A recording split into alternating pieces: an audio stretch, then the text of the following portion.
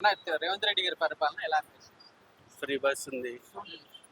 ఇంకా free bus అంటే free లేడీస్కి పెట్టడం కరెక్టే అంటారా? లేడీస్కి పెట్టడం కరెక్టేనా? వాళ్ళకి బెనిఫిట్ ఉంది కదా, అంటే ఏ విధంగా ఉందన్న? ఫ్రీ వస్తు ఫ్రీగా వెళ్తున్నారు, ఫ్రీ జర్నీ చేస్తున్నారు. అంటే దానివల్ల మన పప్పు ఉప్పు బియ్యం రేట్లు సరుకుల రేట్లు పెరిగినాయి అని అంటున్నారు. మరి మీరేమంటారు? పెరిగింది.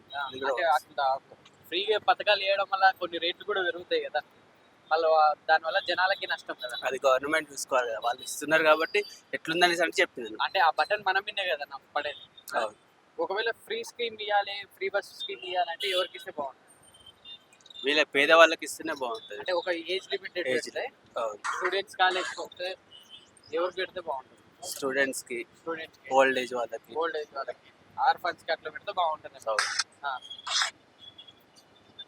ఈ హైడ్రా గురించి ఏమంటారు అన్న? అయితే మాది ఇక్కడ కాదు. ఇప్పుడు నార్మల్గా ఇంటుంటారు, వార్తల్లో కూడా చూసుంటారు. అంటే ఇల్లు కూలగొట్టడం అనేది కరెక్టే అంటారా? కరెక్ట్ కాదు, మళ్ళీ వాళ్ళకి ఆల్టర్నేటివ్ ఏదైనా చూపెట్టాలి. చూపిస్తే బాగుంటుంది. అంటే కొందరు ఏమంటారు అంటే సమాచారం ఇవ్వకుండా రాత్రి వచ్చి కూలగొడుతున్నారు, నోటీస్ ఇవ్వకుండా అని చెప్పి చెప్తున్నాను. దాని గురించి మాకు అంత ఐడియా లేదు. ఓకే, థ్యాంక్ యూ అన్న. రేవంత్ రెడ్డి పరిపాలన బాగుందా లేకపోతే కేసీఆర్ పరిపాలన బాగుందా? మీకేమనిపిస్తుంది? ఇద్దరిది బాగుంది. ఓకే, థ్యాంక్ యూ అన్న.